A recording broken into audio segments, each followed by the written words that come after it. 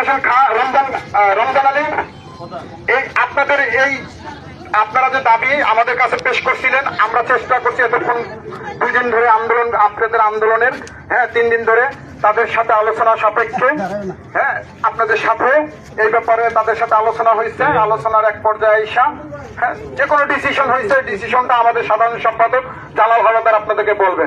তবে আপনাদের একতাই আপনাদের শক্তি।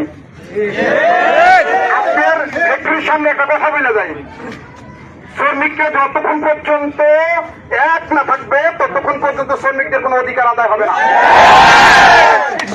আজকে আপনাদেরকে বলে যাই, আমি আজকে কালকে নাও আসতে পারি, কিন্তু আপনারা আপনাদের নেতৃত্ব দেন, আপনারা আপনাদের অধিকার নিয়ে কথা বলেন। এক থাকলে সবকিছু দাবি আদায় করা, কোন সন্ত্রাস হুমকি দেয়, কোন চাঁদাবাদ চাঁদা চায়, শ্রমিকদের কাছে কিচ্ছু না, পাট পাতা মনে হয়। আপনাদের কাছে যে হয়েছে এটা নিয়ে ব্যাপারটা নিয়ে আলোচনা করবে আমাদের সংগঠনের জেলা কমিটির সাধারণ সম্পাদক জালাল হাওলাদার। আমাদের দীর্ঘ টাইম আমাদের মিটিং, এখানে উপস্থিত ছিল কয়েকটি ফেডারেশন, শুধু একটা ফেডারেশন না, কয়েকটি ফেডারেশন ছিল। ইন্ডাস্ট্রিয়াল পুলিশের কর্মকর্তারা ছিল, বিজিএমই ছিল, কলকারখানা অধিদপ্তরের দায়িত্বপ্রাপ্ত ছিল।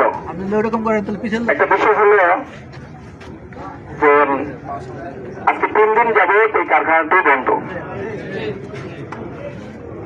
আপনার মালিক শ্রমিক এরা কিন্তু শত্রু না, শত্রু এরা অপর অপর। আমার কোনটা বিষয় সেটা হলো আমার কাজ করি, সেই কাজের পারিশ্রমিক। এই পারিশ্রমিকটার জন্য আমাদের সাথে হয়তো কোনো কারোর সাথে দ্বন্দ্ব হয়, সেই দ্বন্দ্ব সারা জীবন হবে। ধরেন আপন ভাই ভাই কি দ্বন্দ্ব হয় না? হয়। বাবা ছেলে দ্বন্দ্ব হয় না? তাহলে দ্বন্দ্ব এটা থাকবেই, এটা স্বাভাবিক। আপনারা সবসময় চেষ্টা করবেন যে ঐক্য থাকার জন্য।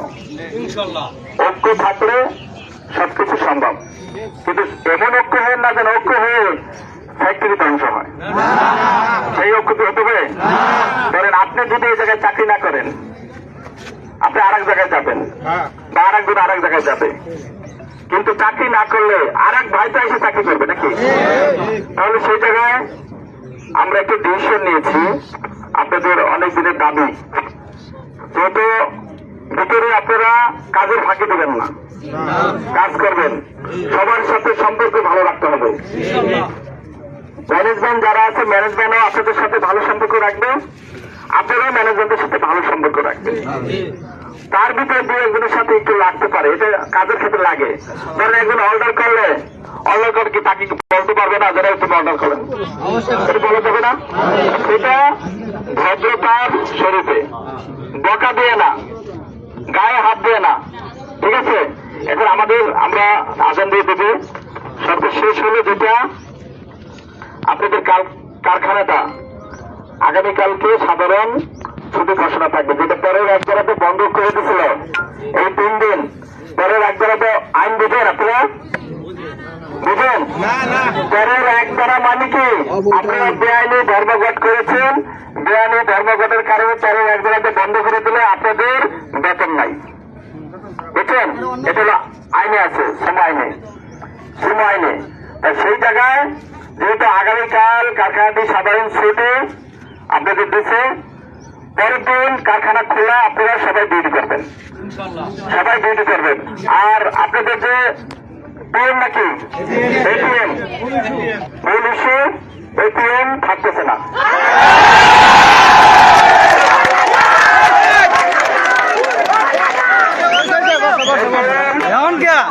এটিএম থাকতেছে না, আপনাদের হেড অফিস থেকে নোটিশ লাগাই দিবে। সবাই ভালো থাকবেন, সবাই ভালো থাকবেন, সুস্থ থাকবেন। আরেকটা বিষয়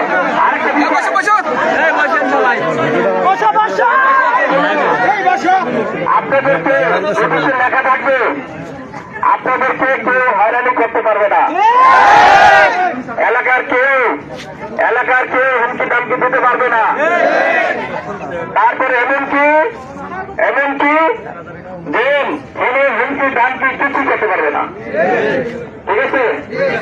মাথায় রাখেন, মাথায় রাখেন সবকিছু কোনো ছাটাই হবে না, কোনো ছাটাই হবে না, ঠিক আছে, কোনো ছাটাই হবে না। ওকে, সবাই ভালো থাকেন।